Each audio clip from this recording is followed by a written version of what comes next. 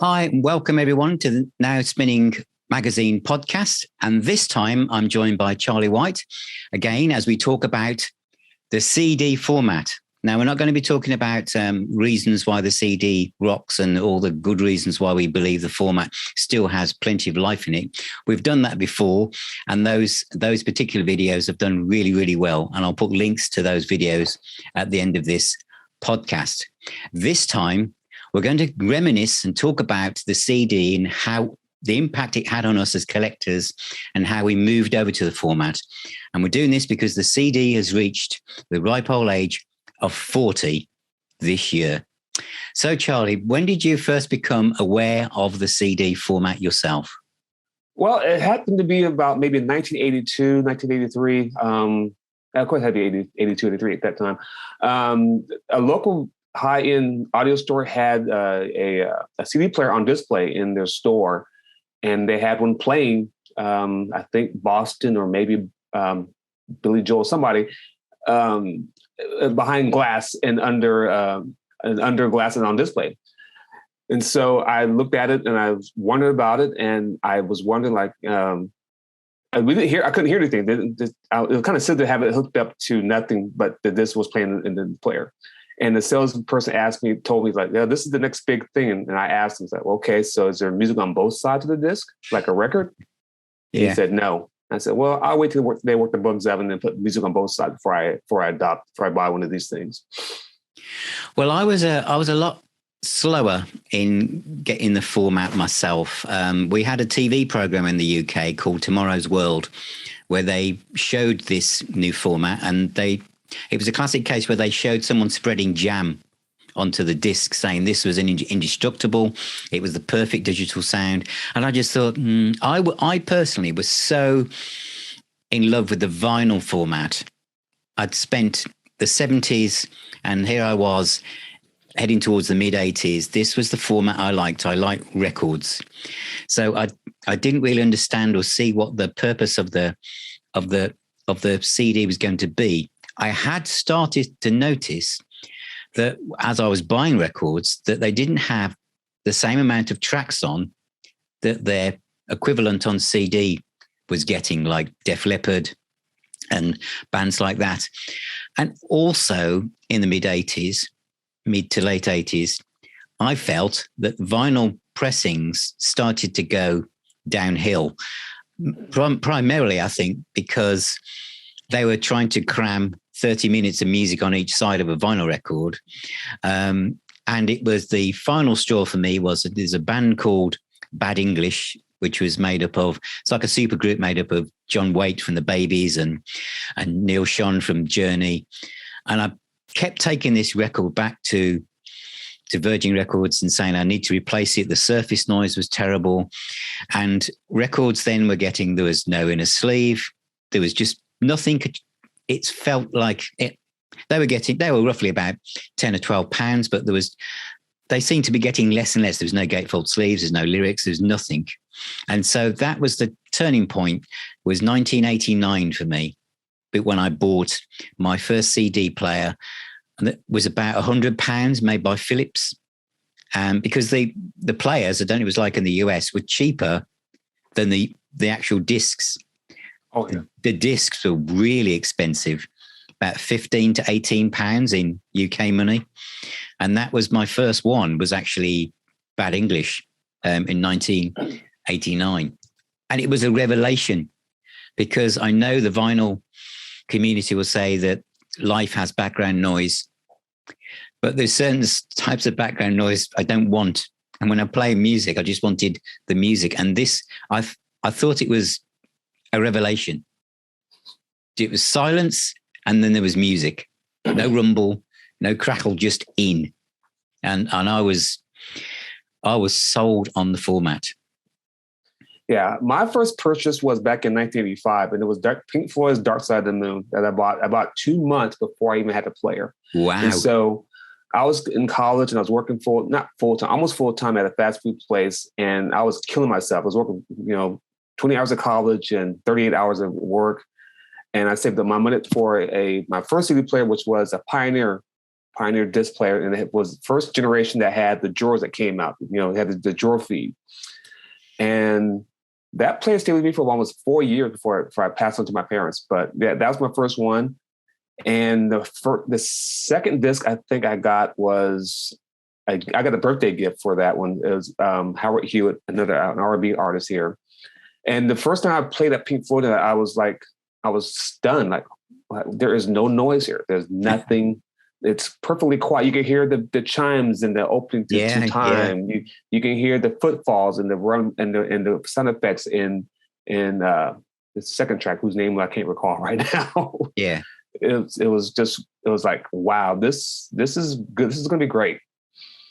Yeah, it was one of my friends was the first person to get a CD player, and his was like a very small player, almost like a portable one. I remember we went round to his flat to listen to Compact, and we just sat there in silence, listening to music and feeling like we were listening to music for the first time. The second disc I bought was by Tears for Fears, and I wasn't really a Tears for Fears fan at the time, but I just thought I need to buy something that's going to sound epic.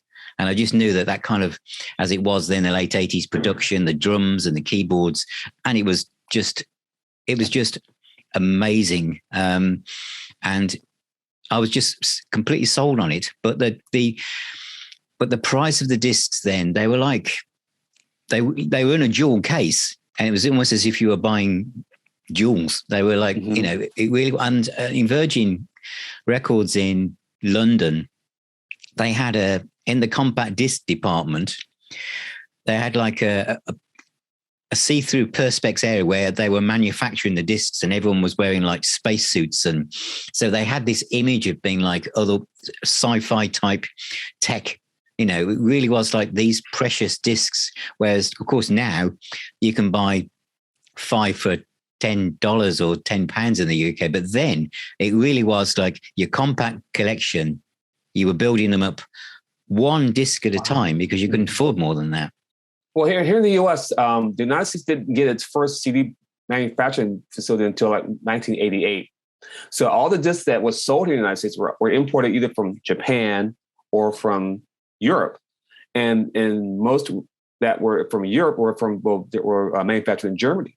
So that always kept the prices of CDs much higher than the records or the cassettes at that time. And that slowed down CD adoption in this country, I believe, a great deal, because you can spend $3.99 for a player, but you're spending $25 or more for an album. I remember I have this is The Night Fly by Donald Fagen. This was $27 back in 1986, wow. I believe. Yeah. And it's an import. It's a Japanese import, but that's what we had to deal with. And I think the first disc that I recall ever selling in huge numbers was Dire Straits' Brothers in Arms. But for a long time, if you saw a disc that you wanted, you had better snap it before it was gone, because at that time the discs weren't sold in jewel cases; they were sold in long boxes. I think I did a video about that. Yeah, they're sold in long boxes, where the disc was at the bottom of the box and the booklet was outside. It filled up the top window half of the box and everything.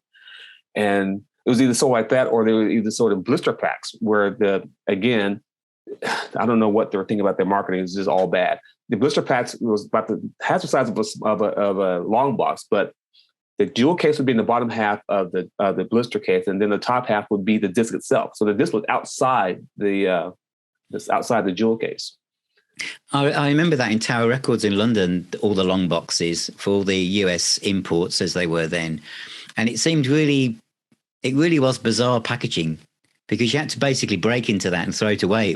You couldn't keep it, and there was no way of storing it sensibly. It's almost as if the record shops weren't quite sure how to display the CD to give it the impact that the vinyl album had. I think they were afraid, they being the record stores, they didn't want to buy new shelves and new display cases just solely for CD. They were looking for a way to have their cake and eat it too, by selling records in those shelves, and also having a way to sell CDs in those same shelves.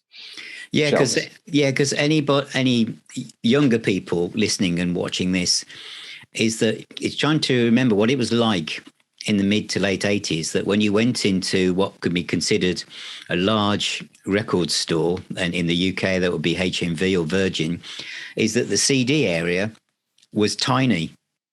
There weren't many CDs available, and they were things like the Doobie Brothers, Greatest Hits, or Dire Straits. It was very slow as it started to move out into the mainstream. So it was a small area, and I was just aware as a music fan that every time I went to the shops on a Friday after I'd got paid, that this area was slowly getting bigger and bigger. And so I started to think, well, as soon as it starts to include some of my favorite bands, maybe I need to think about seeing what this is all about.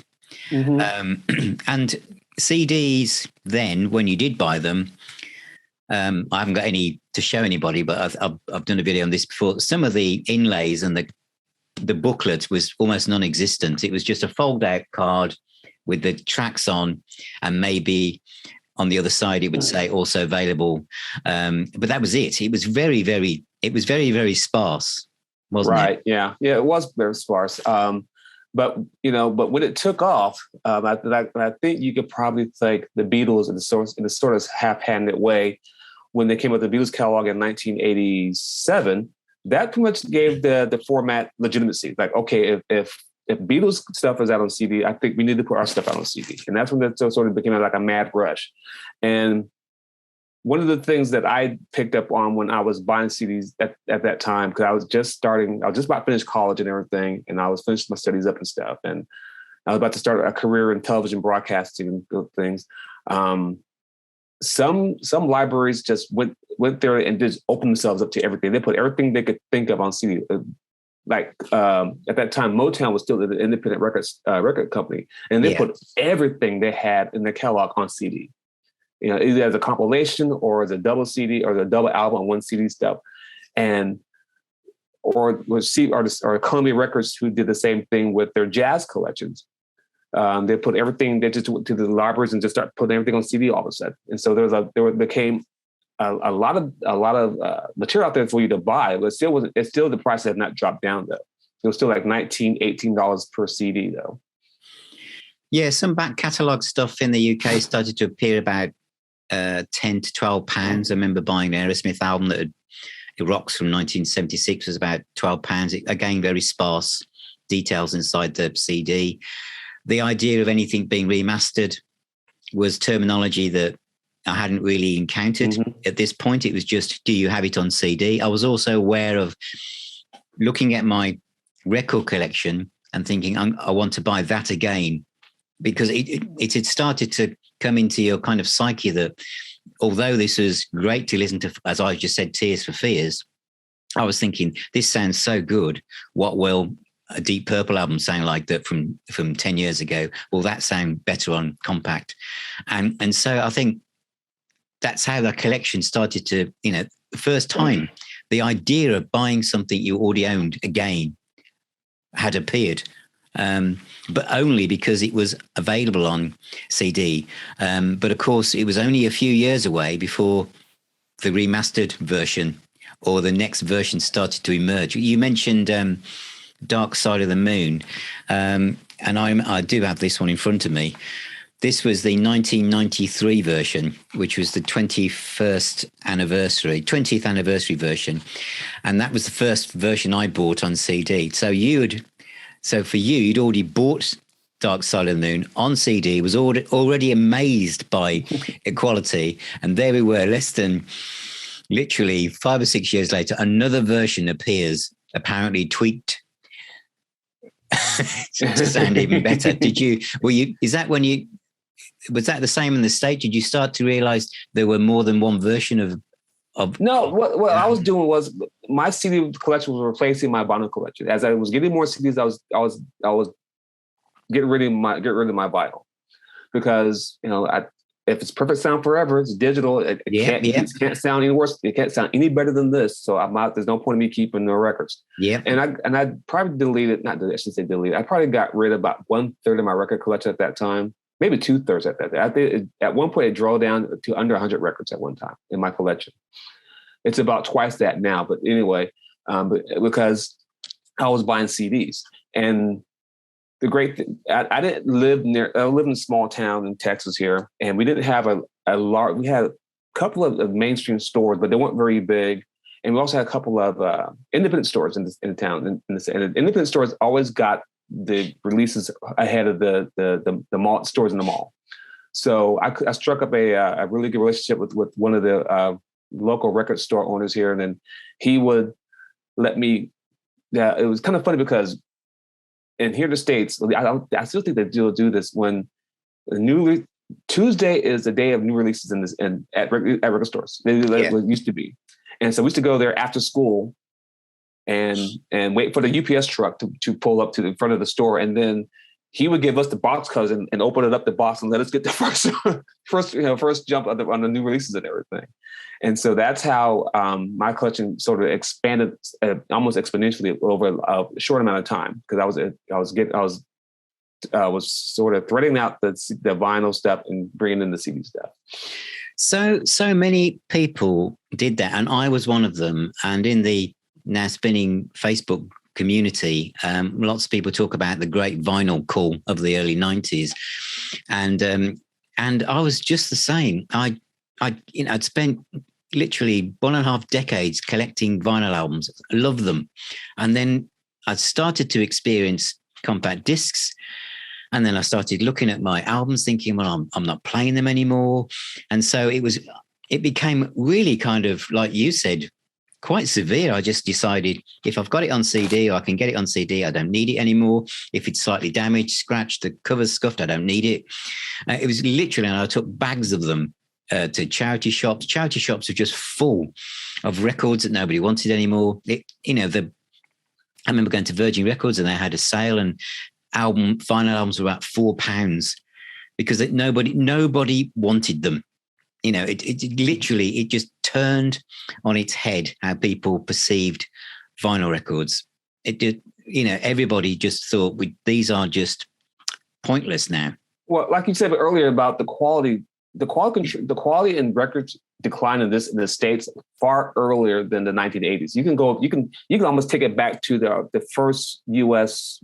Energy crisis back in 1973, where petroleum was scarce because the war in the Middle East. They cut us off, and petroleum is used to make vinyl records, and they cut us off completely. And so you can date back to then and discover that vinyl quality really took a nosedive after 1973, and it continued on through the 80s. And I think that's one of the reasons why people wanted to accept CDs quickly, because we got tired of spending $8-9 for a record and hear nothing but gravel, with tires on the gravel road and everything.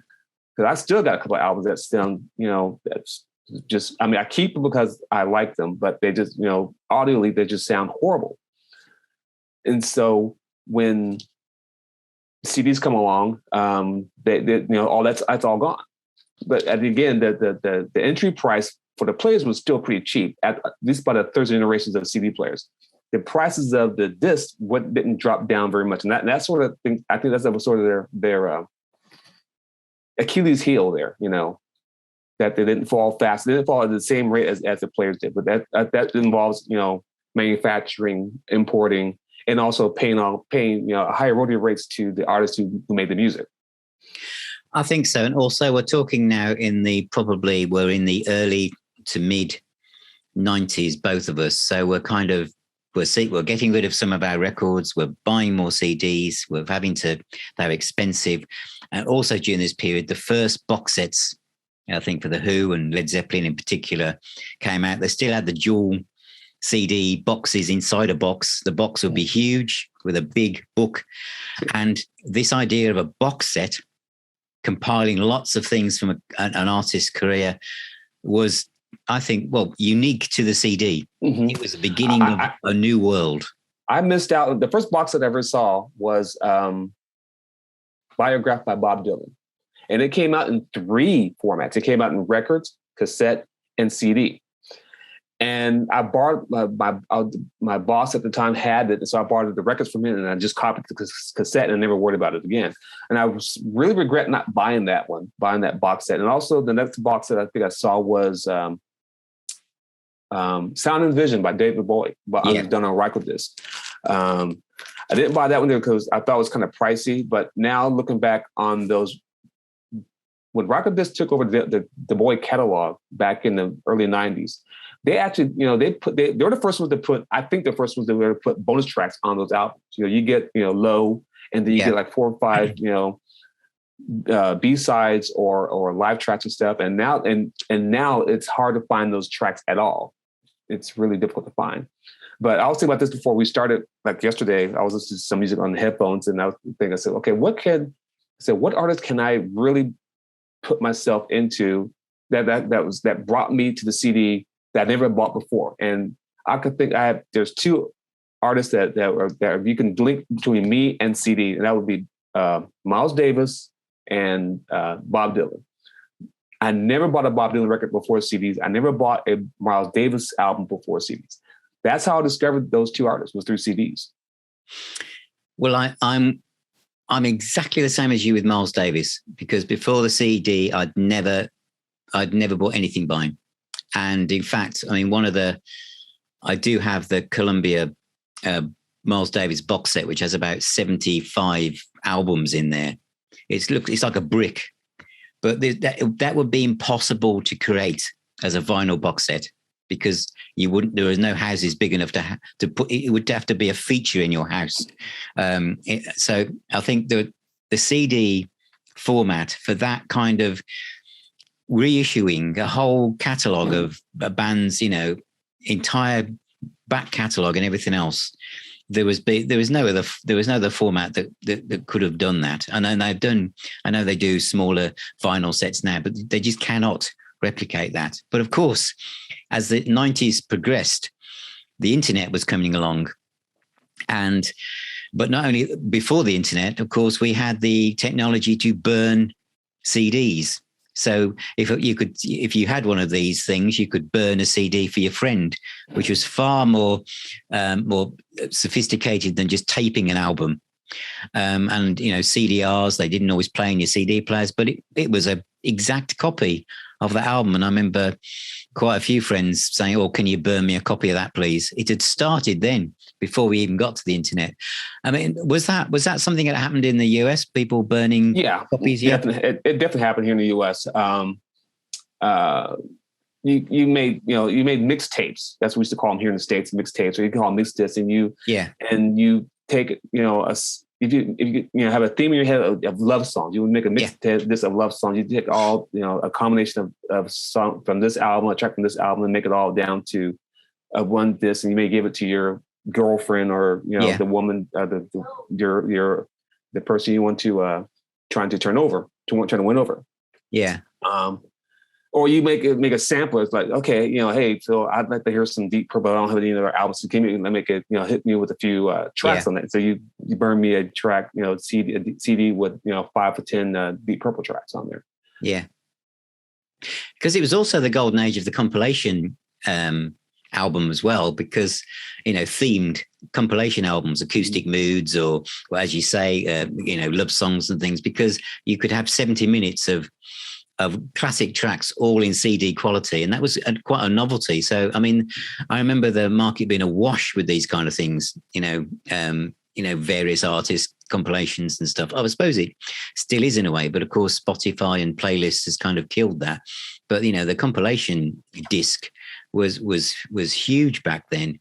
But yeah, it was the box sets in the 90s, although they didn't really, I don't think box sets really came into their own until probably the noughties and the right, yeah. I think that's when they really took off. Yeah, that's when people were come up on anniversaries, 20th anniversary of this, 20th anniversary of that and stuff. I bought a friend of mine gave me for my birthday the Led Zeppelin orange box. Yeah, I know. Yeah. Yeah. And he bought it to me. He gave it to me on cassette instead, because he didn't know I had a CD player, but that's fine. But that was the first box set I ever had. And I think the second one I had was I think it was Bob Dylan's, one of the first bootlegs. I think my bootlegs volume 3. That's actually still really, really good. But it's really, I didn't really jump to boxes all that much because if there's a collection of albums out there that's collected together in a certain set, most times if it's an artist that I know, I probably have most of those tracks already. So there's no point in me getting the box set.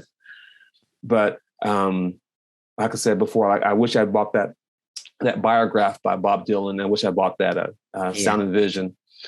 And there's a couple other out there. Maybe I think there's also a Frank Sinatra box that was out there for about that long and it disappeared quickly. I think as we talked about how the format impacted on us when we first became aware of it and the first disc we bought and how amazing it was and how going into shops they were like treated like these high tech, precious discs.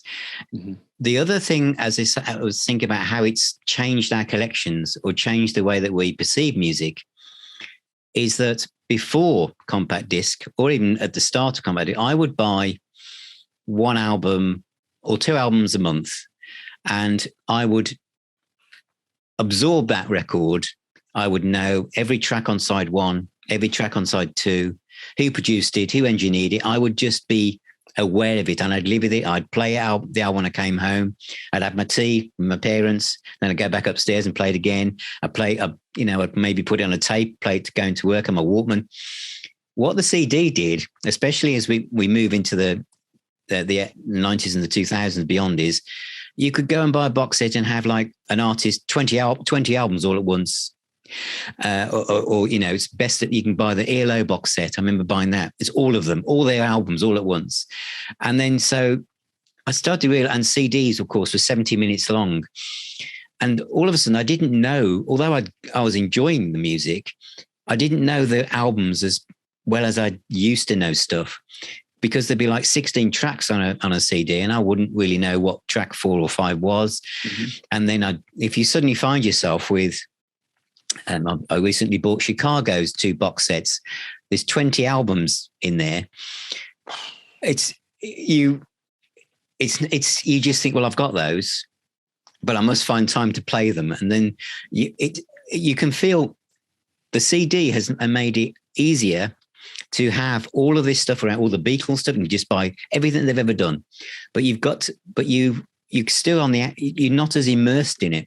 You can be almost overwhelmed by the quality and how much music you've got in your hand. I get that. I think it's like you're overwhelmed by the material that's given to you in the box set. And I can totally see that, especially if Chicago says 20 discs. I mean, we have time to sit down and listen to all these tracks. I mean, yeah. That's where my point about conversion comes into play, because if I can't listen to it here in my listening room in my home, I can put it on my phone and listen to it in my car. So that's one thing that the CD does. I think that really works for me, is that I'm going to have the ability to convert it from one format to another format, so I can at least take it with me when I go somewhere. Now today, it's hard to find a car these days with a CD player built in. I know I just bought my Honda I have a 2018 Honda, and there is no any sort of player whatsoever. It's either it's AirPlay, not AirPlay. It's CarPlay by Apple, or it's Android Auto, one or the other, or use the Bluetooth for your phone to play audio in there. That's it. And I'm not all that surprised because people, the CD here is at 40 years old with the CD, and people have moved on from there, except for you and I, obviously. And so, it's really, I'm still glad that it's still here. I'm sort of surprised that it lasted this long, because I figured at some point that, I think I had this conversation before many years ago, where I pretty much said that, in this country, as far as I'm concerned, the CD is dead.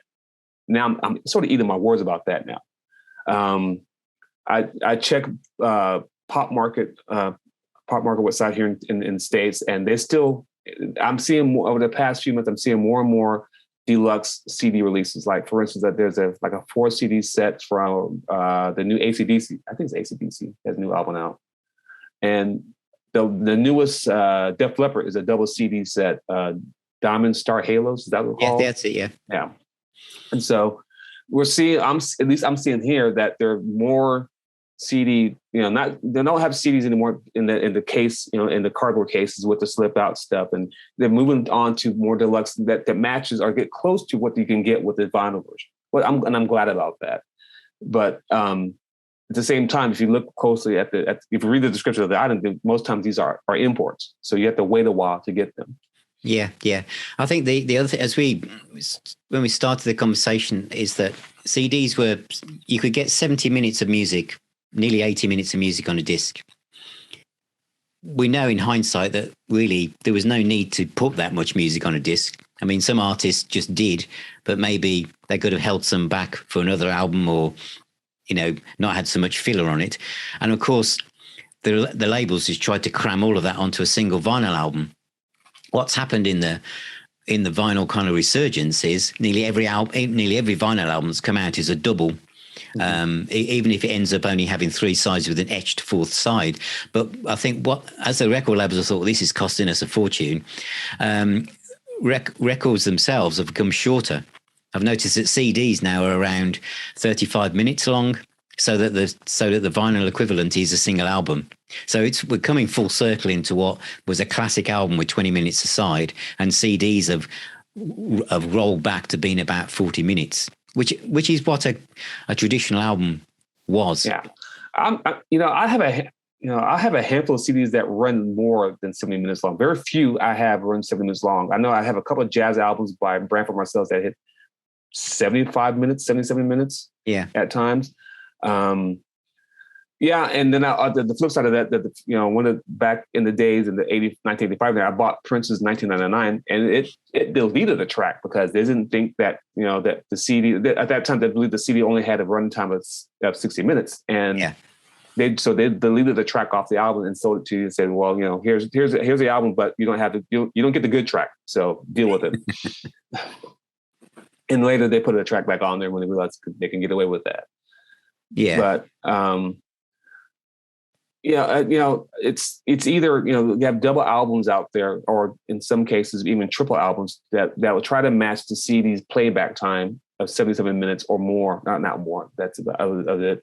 And you can't cram that type, that all that music onto a vinyl record, because I remember even now I still have my vinyl copy of Duke by Genesis. Yeah. And I got a UK import. Mine is by Charisma. And I remember even that when I put it up, even when I tried to record that cassette, it would never fit. It wouldn't even fit on a 60-minute cassette, because that's how long it was. I had to get a 90-minute cassette, and it ran, I think, 65 minutes, I believe. And as you could hear the distortion of the cram grooves together as you get closer to the center of the record.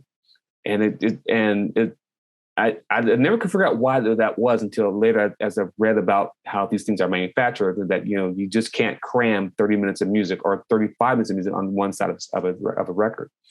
And so when I got the CD, it was like a revelation. Like, I don't hear the distortion. I feel his voice very clearly. The drums are just fine. I'm good with that. And I think that's the thing, is that the CD is 40 years of age, and people have thought since the dawning of streaming that it was over for the CD. And yes, you can find lots of CDs at very cheap prices, but a lot of CDs also are becoming incredibly collectible. And on Discogs, on eBay, sometimes the CD version is actually more expensive than the vinyl equivalent, because they're harder to find as the print runs have become smaller. And the CDs that I bought at the very beginning of my CD journey still sound absolutely stunning, with absolute silence between the tracks, and it's just perfect. I look after my vinyl albums. I do buy the odd vinyl album if it's a special release, because that's how I see it. Mm-hmm. But the chances of the cover being biffed or there being some noise in between the quiet passages is highly possible. I can't guarantee that won't be the case, and that means I'll need to clean it. And I know some people like to wash their records every time they play it, but I just want to put a disc on and press play and just enjoy the music, or take, but I appreciate that we live in a world now where there are different ways of listening to your music collection. I did when I did my a video I do called Chart Watch, where I look at the UK album chart. I don't know if you're aware of Robbie Williams in the USA. He was in a boy band called Take That. Well, his new album has gone to number one in the UK charts. It's something like 37,000 sales has got him to number one. 30,000 of those were on CD, and 2,500 were on vinyl. And there was 700 odd downloads, and the rest was streams. So maybe because he became famous in the CD age, a bit like Muse, who did the similar thing 2 weeks before, that this catchment demographic thinks CD, because otherwise it's a sign that the balance there of 30,000 CDs, 2,500 vinyl albums. That's either because people are thinking £35 for a vinyl album or 10 quid for the CD. What shall I do? And we saw it with ABBA's last album. The CD for 10 quid. It's just easy to store, and you're in. But I think that the CD is 40, and I think a lot of people, we know from ourselves, don't we, Charlie, that you look around YouTube and there are more and more videos of people going, the CD is not dead, why the CD is fantastic, 15 reasons why X, Y, and Z. Yeah, you just do a search and you get a whole sorts of of YouTube videos of people telling us why they still buy CDs and things like that. And I think that I find it amusing because we did this over 2 years ago. Yeah, and I don't know if we were the first or not, but no. I think we're among the first to tackle that issue. But 40 years on, the CD is now getting some respect again, because for a long time it was just dissed as trash, and people were just who were doing streaming, they were dumping their CD collections completely and stuff. And now here we are, full circle. CDs now is respectable again. That's what it is. That's what I call it. Do you think it because we gave away quite a few of our records when this new format appeared, when we thought that this is it, and since then we've obviously crawled back and got some of those back again. But have you ever at any point thought, "Oh, I'm going to get rid of some of my CDs," the same way you did at vinyl? No. I am not going to do that. No. Exactly the same as me. That is never going to happen. So, no matter what would come along next, which I suppose streaming doesn't count. SACD. No, there isn't anything. I would not actually get rid of any of my CD collection.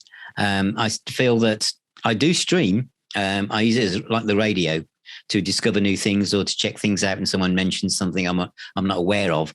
But if I like what I hear, I actually want the physical item as well. Well, let me reflect this on you, because this weekend I broke down and I bought the new Pink Floyd album, the remix of Animals. Of Animals, yeah. Yeah. And my mindset was this, the people were showing off their records, not just in our group, but in other places, everything. They're showing off the records, or they're showing off the Blu-ray and everything. Yeah. And when I went to Amazon, we'll talk about that later. I didn't want to buy it at Amazon, but I did it anyway. Yeah. When I went to Amazon, my mindset was like, okay, how much can I get? How much is the CD? I don't care about the vinyl. I don't care about the Blu-ray. And the CD, and the CD was the cheapest of all three formats.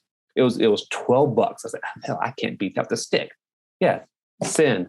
And so it should be here tomorrow at most. And when it shows up, I'll listen to it and I'll post a review on the website and stuff. Yeah. But you just know, don't you? It's $12 for you. It's £10 over here. And you just know that for that, it's going to turn up a little booklet. It'll be easy to store and it will sound fantastic. You just know. You haven't got to worry about how it's going to arrive. Am I going to get halfway through side 2 and hear a crack or a jump? It's just going to sound fantastic. Yeah. But my thought process was not on the record and not on the high-res Blu-ray, but only on the CD. That's what I wanted. So this will be my first purchase in almost 5 months this year. I mean, I did last month. I did buy that David Bowie. I bought David Bowie last month. That doesn't count. But This is my first, remix of anything that I had in a long time. But that's that's what I want. I see this. I said, I need to hear this. I need to give this a shot because you know how much I love Animals. We talked this before. How much I love the Animals album, and I want to see if it's any better. I hope it is because I think what we've got at the CD at 40 years of age is that the CD is almost an impulse buy. The price point is that someone will think, I'll give it a go. Mm-hmm. That's the impulse buy. I wasn't thinking of buying an album today. I've got other things to spend my money on, but it just suddenly appears in front of you and you think $12. Yeah. Yeah. I could take that risk. Exactly. Otherwise you could have thought, well, I'll buy two albums. It's still like $20. Whereas vinyl albums, that's like 60, 70 pounds. Oh. And you've got to think, well, that's 2 meals for a family of 4. Mm-hmm. Or so it's not an impulse buy. Music should be, that's how it works. You just think, well, then that looks good to me. And I think I'm going to take a chance with it, which you can for £10. I don't know about you in the UK, but I know last time I was in a record store, a place that sold used records, the price of used records have just gotten out of hand, just completely out of hand. And I was looking through there, and I was watching, pulling stuff out, and they're asking for some ridiculous prices for some records that were in some rather dodgy conditions. Like, I know I don't have to play. I can look at this record and say, I don't have to play to know that this record is just as noisy as a bowl of cornflakes. Yep. I see that in the UK. The secondhand vinyl market is vastly overpriced, and the difference in buying like secondhand CDs is that if the case is cracked, you can replace that, mm-hmm. and the disc is going to play just as well as if you bought it yourself. As long as it's been looked after, and I've never had a case where it hasn't. And you just basically you can buy it and with confidence, and the price is usually very good. So again, I think Discogs said the CD sales this year are up by, I think it's 20% because it's a buoyant market, and I think it's sending vinyl records by post is far more complicated. Yeah. Next month, the Austin Record Convention is the first weekend in October, and I'm debating about going or not. I sort of want to go because it's something. It's always been fun to me to go, no matter what happens. But I'm afraid not to. I'm afraid to go because I'm sure that the used prices on those records out there are just going to scare me away. They're going to price me out of it. And you can buy CDs at the Austin Record Convention, but it's not really the emphasis of the convention. The convention is about those black discs, not about the silver discs, but the black discs. So I'm debating about going or not. I don't know. Right now, I'm on the mindset that I probably will not go this year. But it's been 3 years since I've been to the last one, so I don't know. Well, I think where we are is that when the CD arrived, it was seen as the slayer of the vinyl album, and the record labels leapt on the back of that. And they've tried to do something similar, going back in 180 degrees, saying that the vinyl was going to get rid of the CD. But I think they must be realizing themselves, looking at the numbers, that the CD isn't going anywhere, and it sits very well with the other formats. All the formats actually complement each other depending what the music fan or the collector wants. And it's not about trying to set one person against another. They all connect. I think the CD is not seen as the destroyer of vinyl. The CD destroyed cassettes. It really did in this country. It destroyed cassettes because if you look at the RIAA's numbers from the 80s and everything, vinyl prices were up and everything. But when you start getting cassette decks into cars and the Walkmans and everything, the sales of cassettes went up quickly. Of course, yeah, good point. And so I think here the CD is looked upon as the slayer of cassettes, because once you put cassettes in but once you put CD players in cars and you had portable, Discman and stuff like that, there's no point in having cassette anymore because, cassette has a longer playing time than the vinyl, but you can copy the playlist of a cassette on a CD and not have to turn the silly thing over after 45 minutes. Yeah, very true. Yeah, very true. Although cassettes are making a small comeback in the UK. I don't know if it's happening in America. Oh, it's happening here too. Yeah, I don't get that. I just don't get it. No, I'm. My theory is they're being bundled into vinyl and deluxe sets, and then they count them as an extra sale. I don't even know what people would be playing them on. I don't know. I really don't. Next thing it'll be VHS. Who knows? Yeah. well, I think before we go down a rabbit hole with the birthday of the cassette, I think we'll stick with the CD, and I think we both agree that it's a great format, and we've been with it a long time, since the beginning, and I've still got lots to explore, and as I say, I've still got lots of discs to spin that I've hardly played at all. So I absolutely love it, and so. Thanks very much, Charlie, thank you for this conversation. So, what are you playing at the moment? Is it the? You're waiting Pink Floyd, aren't you? No. I was last night. I was not last night, but the second night I was playing. So I was playing Earth, Wind, and Fire for a while, and I was playing some ELO. I was in the E part of my music collection, if you must know. Some Brian Eno. Yeah. Maybe that's a good tip for everyone watching this. Maybe just pick a letter and just dive into that letter and listen to. Yeah, because I keep my in binders and they're all advertised. So I had the E binder in my hand, so I was going through the E's at that time. The Eagles. Absolutely. Okay. Well, thanks very much, Charlie, and take care. Thank you, Phil. And I'll see you very, very soon. Thank you. Yeah, let's do this again. All right. All right. Bye.